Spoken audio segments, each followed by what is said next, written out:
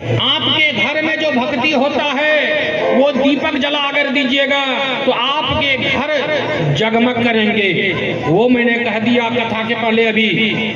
और 9 प्रकार का भक्ति है, सुन लीजिए। 9 प्रकार का भक्ति में सर्वप्रथम आता है, नवधा भक्ति में सर्वप्रथम आता है श्रवण। श्रवण कैसे करना चाहिए? भक्ति में श्रवण करने की जो है ना, कैसे श्रवण करना चाहिए? जैसे सुखदेव जी ने परीक्षित जी से कथा को श्रवण किया था। कैसे श्रवण किया था? जब जाना कि हमारा मृत्यु है, 7 दिन के बाद, कल कथा, आज वो कथा नहीं कहूंगा, कथा कल कर दूंगा। जब जान गया कि 7 दिन में मेरा जो है मृत्यु होगा, तो परीक्षित जी ने क्या कर दिया? राजवस्त्र छोड़ दिए, राजवस्त्र छोड़ दिए, राजकाज पाठ सब छोड़ दिए और निकल गए थे अपने घर से। और भागवत कथा जो श्रवण किया था उनको मोक्ष की प्राप्ति हुआ था। वैसा कथा हमें श्रवण करना चाहिए परीक्षित जी के तरह। कीर्तन हमें कैसे करना चाहिए? सुखदेव जी के तरह। सुखदेव जी के तरह हमें कीर्तन करना चाहिए। और तीसरा है स्मरण। भगवान को नवधा भक्ति में कैसे स्मरण करें? स्मरण करना चाहिए प्रहलाद के तरह। प्रहलाद ने जैसे भगवान का स्मरण किया था वैसे हमें स्मरण करना चाहिए। उसके बाद है पाद सेवन। पाद सेवन का मतलब होता, पाद मतलब पैर होता है और सेवन मतलब सेवा करना होता है। जैसे लक्ष्मी जी ने भगवान विष्णु का सेवा किए रहते हैं वैसे उनका सेवा करना चाहिए। उसके बाद आता है अर्चन।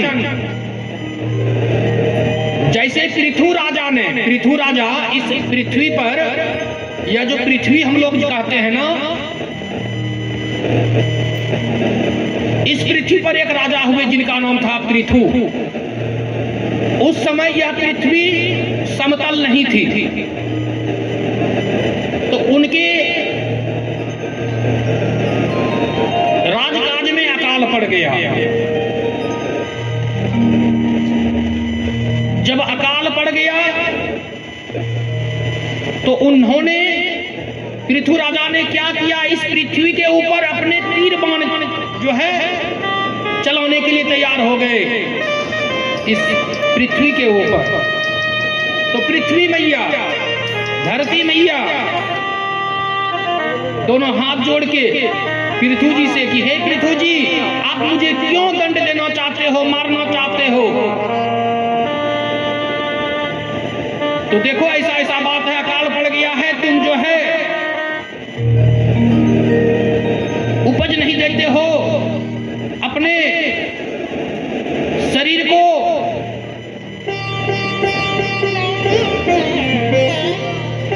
अपने में ले लिए हो।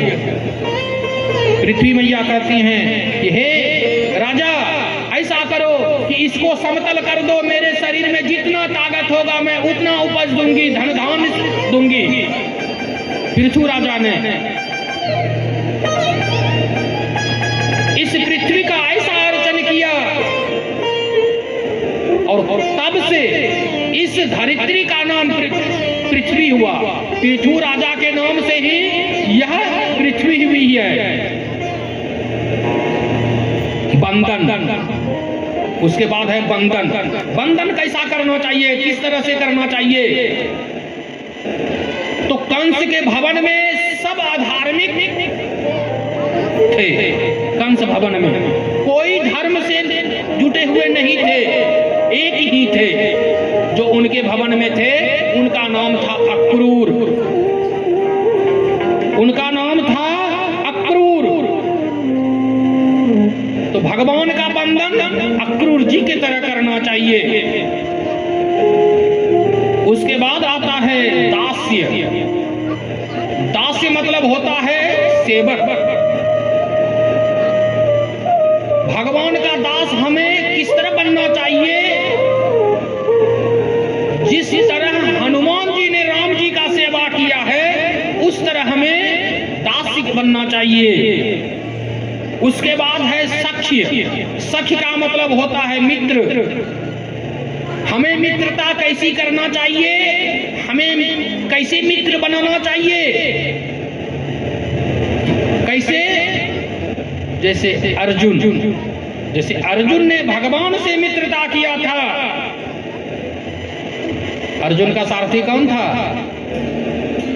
कृष्ण। हम लोग भी अपने भगवान को सारथी बनाना चाहिए, क्योंकि इस धरती पर जितने भी मित्र हैं ना, वो सारथी नहीं हो सकते, वो स्वार्थी हो सकते हैं। क्या हो सकते हैं? स्वार्थी हो सकते हैं। इसलिए जीवन में मित्र अगर बनाना है तो स्वार्थी को मत बनाओ। तुम्हारा जीवन जो चला सके उसे मित्र बनाओ। जोरदार ताली होना चाहिए। भगवान ही हमारा परम मित्र है, क्योंकि कहते भी हैं तुमेव माता च पिता तुमेव बंधु सखा तुमेव माता, कहते हैं ना। इसलिए भगवान को सच्चा मित्र बना लो। और आत्मनिवेदन अंतिम है नवधा भक्ति का आत्मनिवेदन। तो आत्मनिवेदन कैसा होना चाहिए? बलि राजा की तरह होना चाहिए कि अपने आप को उनमें निवेदन कर दिया, उनको समर्पित कर दिया कि प्रभु,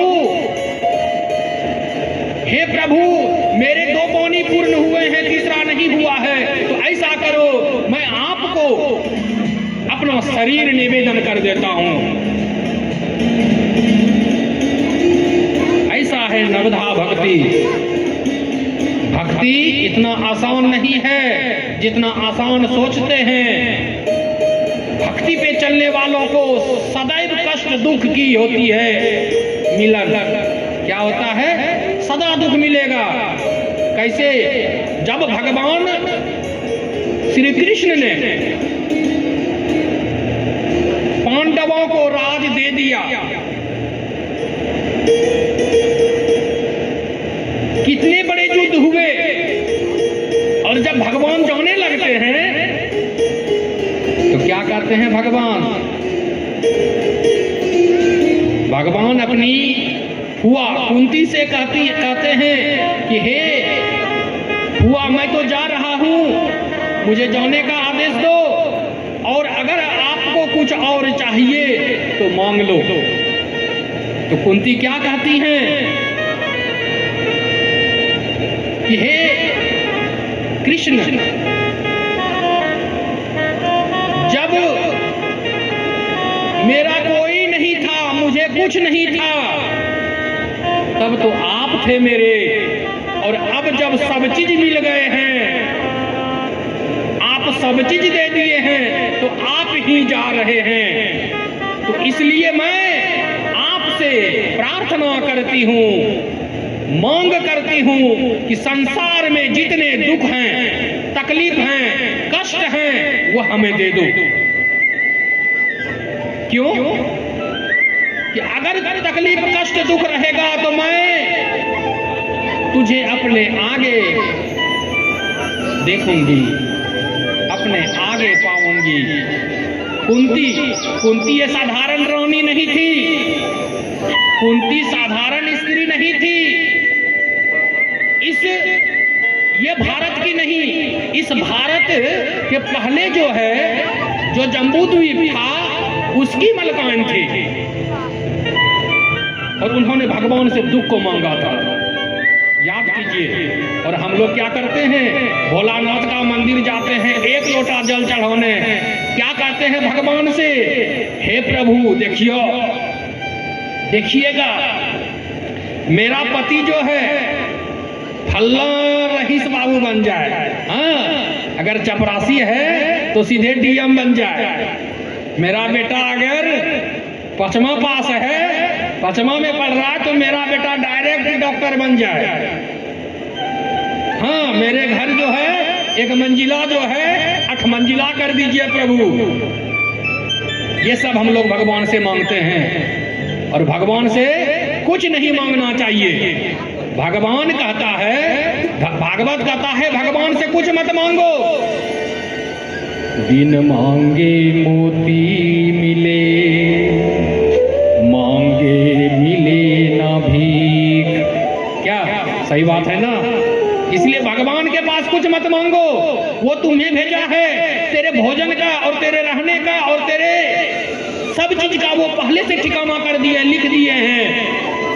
तू अगर कर्म कर तो सत्कर्म कर, अच्छे कर्म कर, नेक कर्म कर, दूसरों को सहयोग कर, दान कर, भोग कर। नहीं करोगे तो नाश हो जाएगा।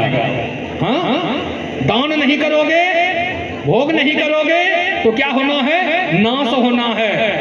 यही सत्य है। और 5 स्त्री का नाम ऐसा है जिसको जपने से, एक बार सवेरे सवेरे स्मरण करने से उसका बन जाता है, उसका बन जाता है। पहला नाम है कुंती, दूसरा नाम है द्रौपदी, तीसरा नाम है अहिल्या, चौथा नाम है तारा और 5वां नाम है मंदोदरी का। याद रखिए, यह 5 स्त्री का जो नाम ले लेगा ना, उसे बहुत प्रकार का प्राप्ति होगा जीवन में।